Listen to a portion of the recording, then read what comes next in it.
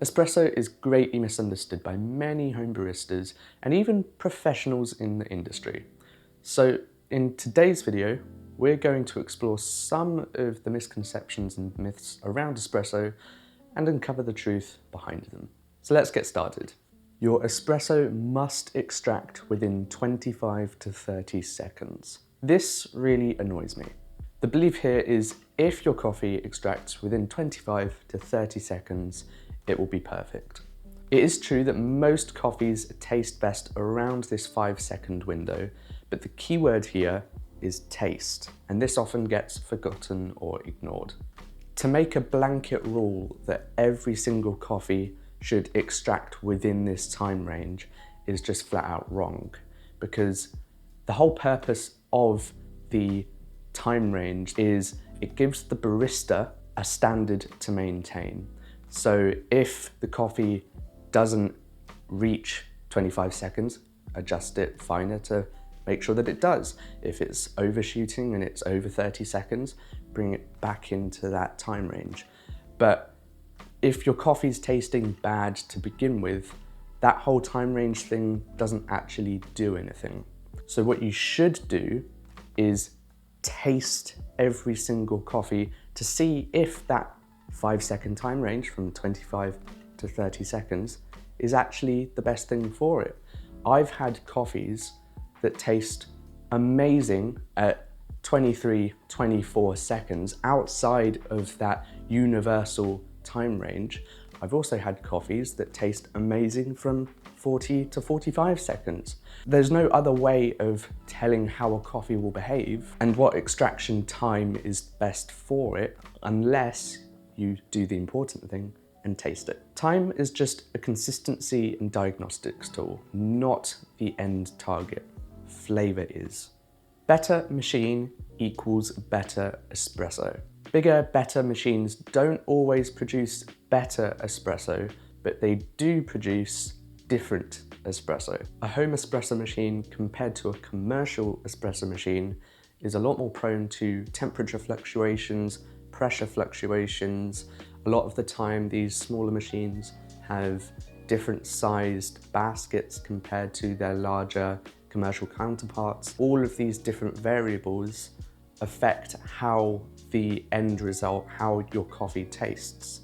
But the benefits of upgrading from a smaller home espresso machine to a more expensive prosumer or even commercial machine are very, very marginal compared to if you, unless you're using a ultra low budget espresso machine, like around the 50 to 100 pound mark, the difference is very, very small compared to if you put your money towards a higher quality grinder.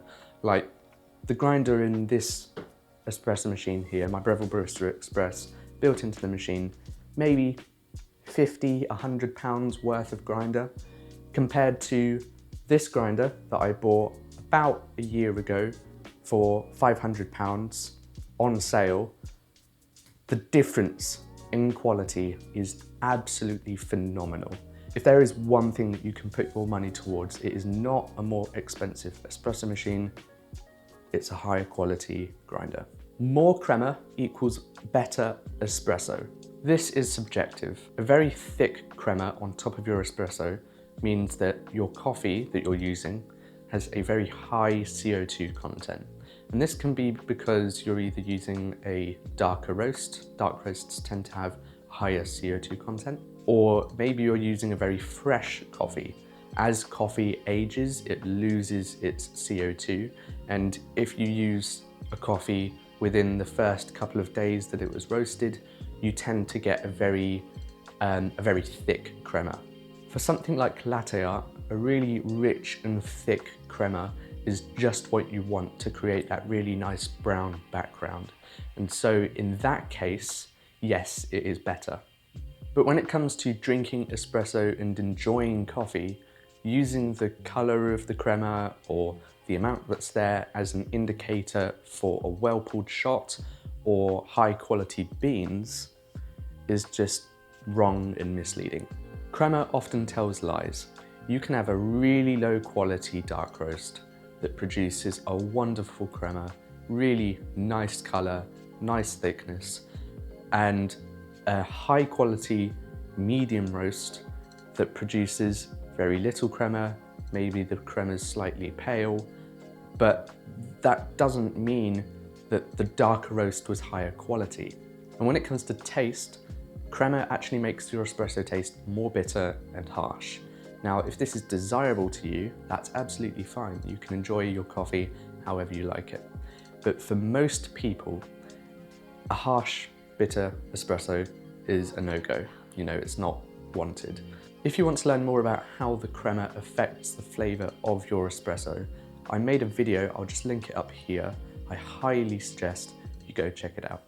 Espresso is stronger than filter. When people say strong, they often tie the perceived strength of the coffee to the caffeine content, and this is incorrect because caffeine content isn't determined by the potency of the drink in how it tastes, but rather the extraction and yield of the coffee and the caffeine availability in the beans themselves.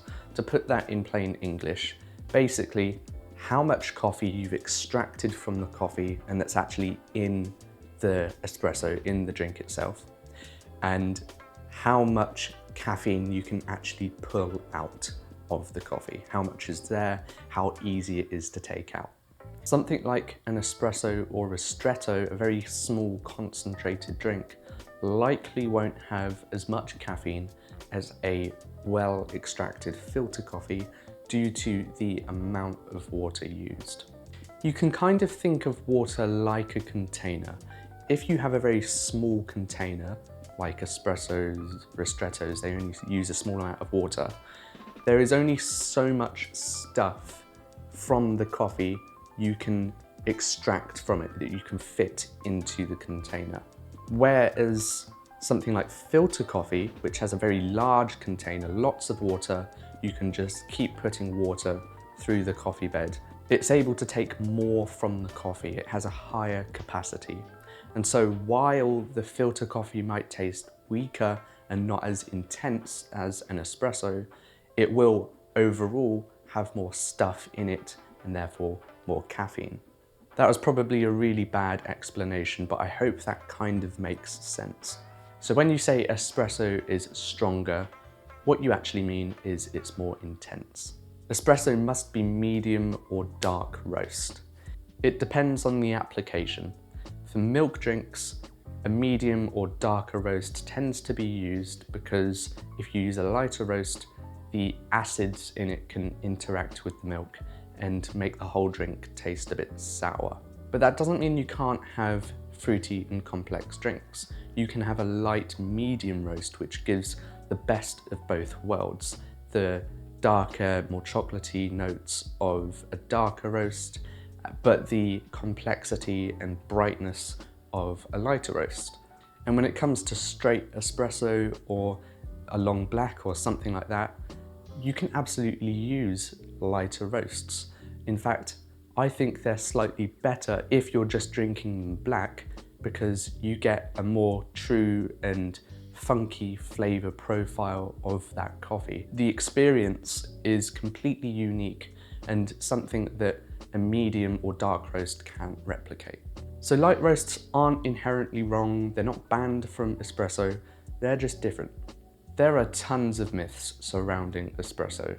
What it is, how it's best prepared, what makes a good espresso, what makes a bad espresso. And in this video, we've only just scratched the surface, so there's a lot more to come in future videos. But that aside, if you learned something new today, let me know in the comments.